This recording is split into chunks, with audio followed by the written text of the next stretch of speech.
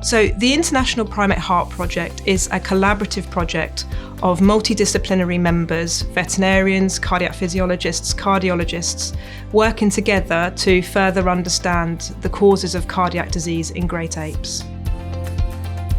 So far to date, the International Primate Heart Project has completed about 550 cardiac assessments for all of the great apes across the globe. We've completed veterinary conferences where we've shared our data with the veterinarians caring for these apes, but also we've run training sessions all over the globe to train veterinarians on how to take those key images, particularly with cardiac ultrasound, on how they can assess their great apes back at their zoo or their sanctuary.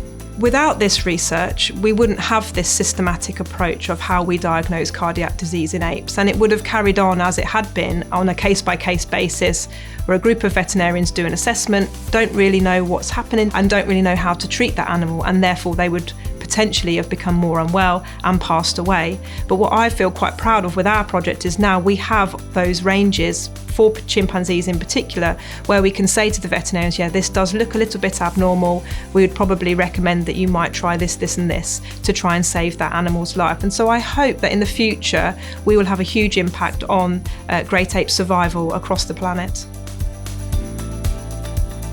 I think one of the biggest impacts for us as a project will be working with some of the sanctuaries in Africa who are looking to reintroduce some of the great apes, particularly chimpanzees, back into the wild. The Jane Goodall Institute in Congo is a primary example.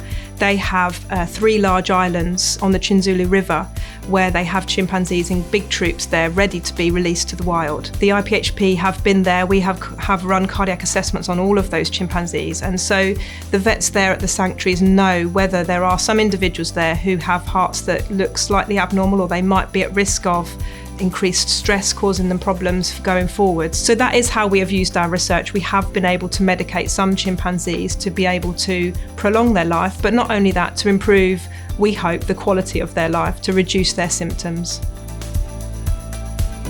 The reason we started the project is because my colleague, Professor Rob Shave, was interested in how the human heart evolved for exercise, and primarily endurance exercise. And so to understand that, we needed to look at our evolutionary cousins. When we started the project in 2010, nobody really knew what a normal blood pressure for a chimpanzee or a gorilla was, for example. Nobody knew what the normal electrical conduction across the heart was.